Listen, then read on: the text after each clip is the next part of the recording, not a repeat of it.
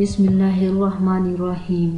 السلام علیکم خواتین و حضرات، لائف ہسٹری چینل میں آپ سب دوستوں کو خوش آمدید کہتی ہوں۔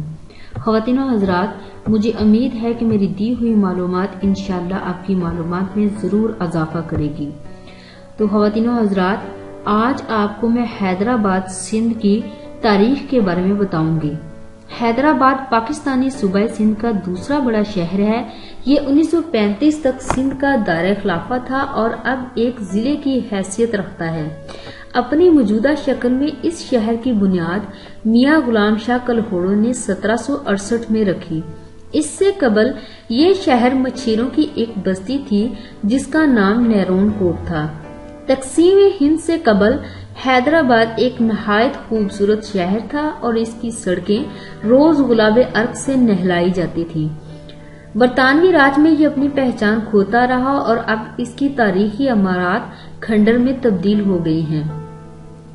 خواتین و حضرات، سیاسی اعتبار سے حیدرآباد کو ایک اہم مقام حاصل ہے کیونکہ یہ شہری اور دیہاتی سندھ کے درمیان ایک دروازے کی حیثیت رکھتا ہے۔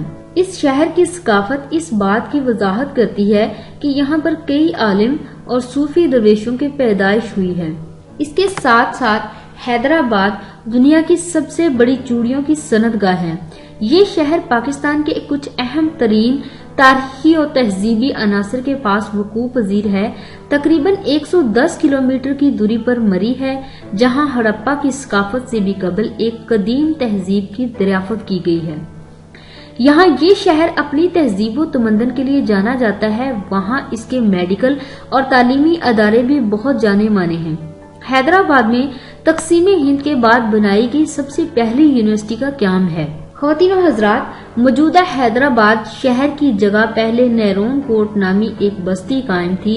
یہ سندھو دریا کے کنارے مچھیروں کی ایک چھوٹی بستی تھی۔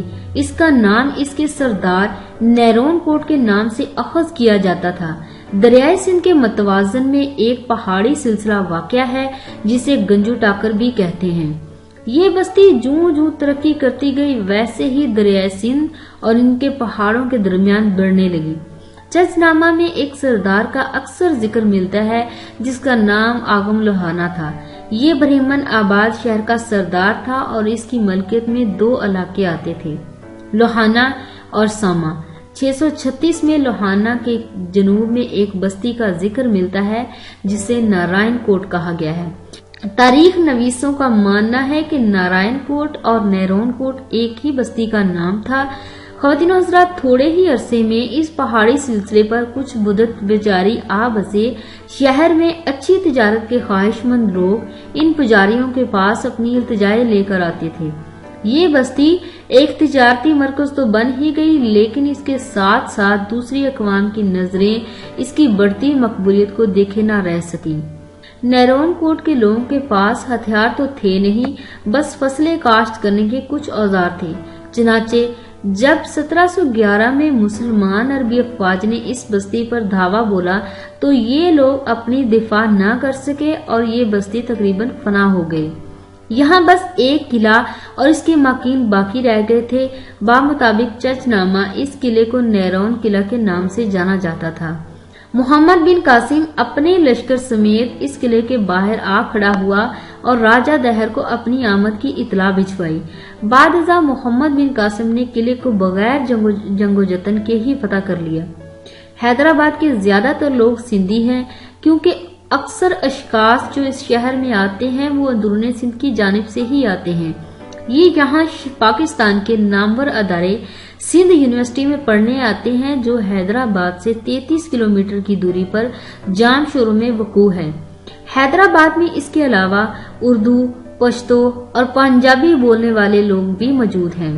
حیدرآباد شہر قبل تقسیم مقام پذیر سندھیوں کا علاقہ تھا لیکن جب 1947 کے بعد ہندوستان سے مہاجر ہجرت کر کے شہر میں داخل ہوئے تو سندھیوں اور مہاجرین میں فسادات چھڑ گئے۔